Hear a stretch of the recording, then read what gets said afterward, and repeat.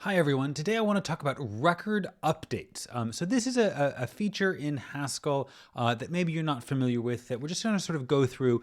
So this is maybe more of an educational video than an exploration of some dark corners exactly, but there's always dark corners, so we'll get to those too. The idea of record update is if we have a record with some field, so we're going to have data rec here, mcrec, and we can have foo and bar. It's a bool, and then baz is a double, say. Well, now if I want to write a function f that takes one of these records, and all I really want to do is I want to take this input and I want to change the foo field, but I don't want to change those other ones.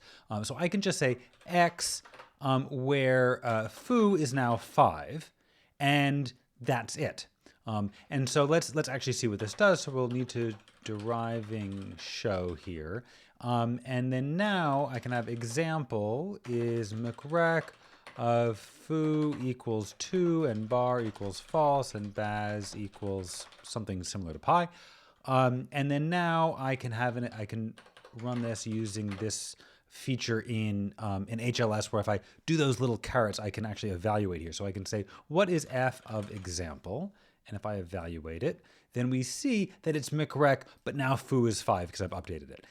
Interestingly, these other fields have not changed. That's the whole point of record update, is if we have something with lots and lots of fields, then we can just update some of those fields without changing the others.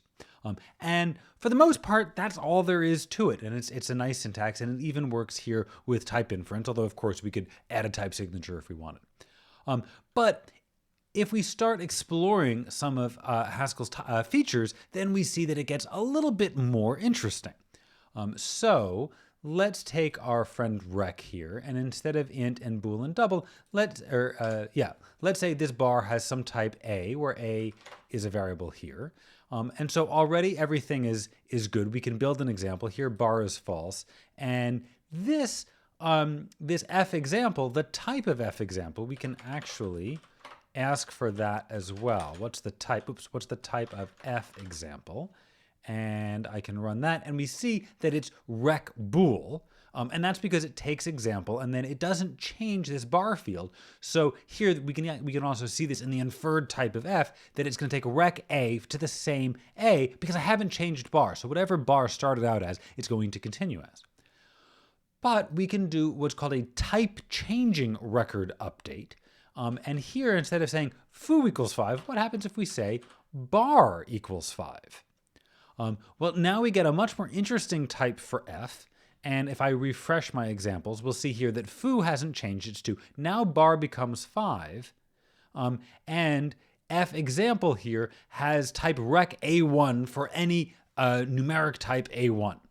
And that's, of course, because numbers are overloaded here. So this 5 could be any number. And now the type of my f takes rec from any type a2 to any other type a1 as long as a1 is a number, right? The old choice for bar, the fact that I started out with a bool here, that doesn't matter. It's completely overridden. So this is already quite a bit more interesting and powerful because I can actually do this type changing record update and and then have this more interesting type for this record update. Once again, we could restrict this. If I write a type signature, it could just be rec int, and that would work just fine. But GHC will infer this more general type for f. But there's a little bit more to it than just that. So if, let's say, foo is also an a, and bar is an a, now things start to get a little bit more interesting. So first down here, it looks like we have an error. So no instance for num bool. Why is it even saying that? Well, it's saying that because we need to have some type here for example, and the type of the definition of rec here says that foo and bar have to have the same type. Bar is clearly a bool, so foo better be a bool, but that makes it look like this should be a num. We need a num bool. So let's fix this. I'm going to change this to 3, and that's okay. And now let's look at this f again. Well, suddenly we can see in the infer type it's no longer type changing, and it's not type changing because some of the fields of type A aren't changed. Right? This record update isn't changing foo, and so therefore, because it's not changing foo, the type of foo in the output has to match the type of foo in the input, Well, the type of foo in the input is A, so the type of foo in the output also has to be A. And so here we see that A has to be a numeric type for this to work, but it's going to be the same type as the input as it is in the output. So we can refresh our examples here and see all this. Here we're getting some defaulting involved to choose integer here. And that's because actually we get defaulting here, for example. That's where the defaulting is happening. Okay, so that's kind of interesting. But now, of course, if I reintroduce the update for foo and I do this, now we get type changing record update again, because now I've gone and updated all of the different fields of this polymorphic type. And so that's a little bit fun. Let's keep playing around with this. I'm curious to see where this is going to go. So now let's say we have a slightly silly type synonym. Like this. Oh, no, I don't want that. Let's call it inty. Actually, let's call it booly. We'll see why in a moment. So this is a type synonym that really just discards its argument and then gives us a bool back. If I make foo a booly a, well, right away we're going to have an error down here. And that's because this isn't going to be 2 anymore. This really has to be true. And now everything is all well and good down here. But the question is this going to be a type changing record update or not? Because I'm updating bar, but foo, well, foo's type also mentions a, so it kind of looks like I should have to update foo also. But it turns out that GHC is clever enough to expand the type synonym and figure out that really, even if a changes, the type of foo does not, and we can get our type changing record update. But something strange is about to happen, I think. If we make a type family booly2, where booly2a equals bool. So hold on, we need an extension here. Let's add type families. Everything is now working. Okay, but now instead of booly a, let's do booly2. Ooh, did you see that? Look down here. When it's booly, we get type changing record update. Booly2, even though booly2 should behave exactly the same as booly, we get regular old non-type changing record update. And that's because GHC is a little bit stupid here. When it sees a type family, it says, well, I really don't know how type families behave, even though it does in this case. But it's not quite sure, and so it wants to be conservative and says, well, we're updating bar, but we're not going to update foo, so we're not going to have type changing record update here.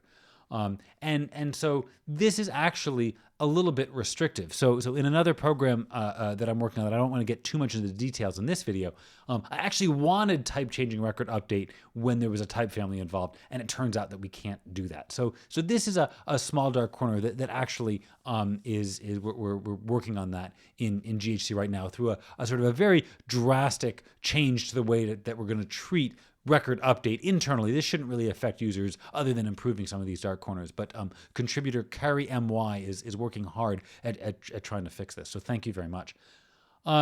Let's see. We can there's a few more exotic things that we can attempt with record update.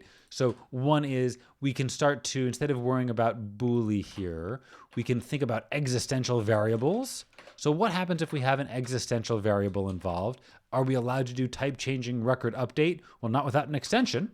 So let's turn on existential quantification. Oh, and we can't just derive show like that. But I bet if we do this, oh, no, it won't. Let's make B showable so I can write the show in. So this deriving instance show, well, it has to be show A, show rec A. Does that work with an extension? I hope. Yes. And so now we can do type changing record update. That works out okay. What if I also change foo? Let's see, I should be able to do whatever I want here. It's existential. And now fail. Record update for insufficiently polymorphic field. That's really a poor error message. It's really just that GHC has no idea how to do record update for existential fields. This one is fine. And the way I know that it's fine is if instead of F here, I write, let's comment this version out. Let's do F and let's actually pattern match. And we can have foo equals F and bar equals B1 and baz equals B2. and then say micrec of foo equals false and bar equals 5 and baz equals b2. This expanded version of f should work the exact same as this unexpanded version, right? This is what record update means.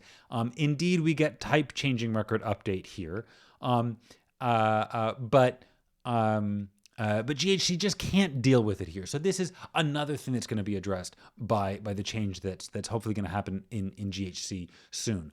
So that's one other improvement that we're going to see in this area. There's one last thing about record update, just to sort of be a little bit comprehensive here, and that is it's a slightly unusual situation. Let's bring this back to a more typical case here. Let me just comment that out. That's not going to be very important. And then here, we can bring this back. And that is the case of having multiple constructors in a record. So I can have another constructor here, micrec2, and in here I can have the same, I can have foo is int and bar is a, and then something else is, I don't know, car.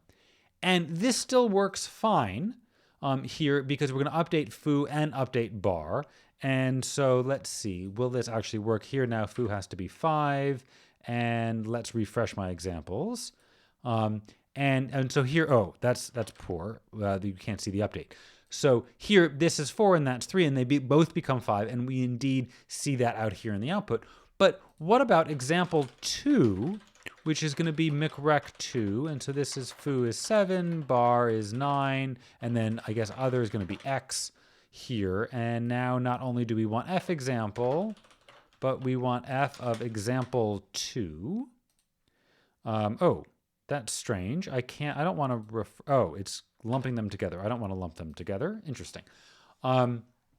Okay, so here we see indeed that it turns foo and bar, but it keeps other. It keeps the constructor micrec2 because example 2 is built with a micrec2. What if I remove bar? Let's say micrec2 doesn't have the bar field. Well, first off, this example 2 now is no good. So I can fix that like this. Whoops, I want to keep other working correctly. And then now, f example is just fine, but f example 2, non-exhaustive patterns in record update, right? Because this is trying to update both foo and bar, and there is no bar in a micrec2. So that's kind of interesting. The last thing to look at here with record update is what if I try to update, say, baz equals 2.71 and other equals y. And here we actually get quite a nice error message. No constructor has all these fields, right? Baz and other are both fields in the rec type, but they appear in different constructors. There's no way this record update will ever work out well. And so GHC just issues an error compile time instead of waiting until runtime. I think that about covers record update. So we see that there's already some dark corners here, even in Haskell 98, right? Because you can have those type synonyms that drop type variables in Haskell 98. We have to be a little bit careful around those. But then once we add some more extensions, things get even more interesting. Hope this has been interesting. Thanks very much for watching. Bye.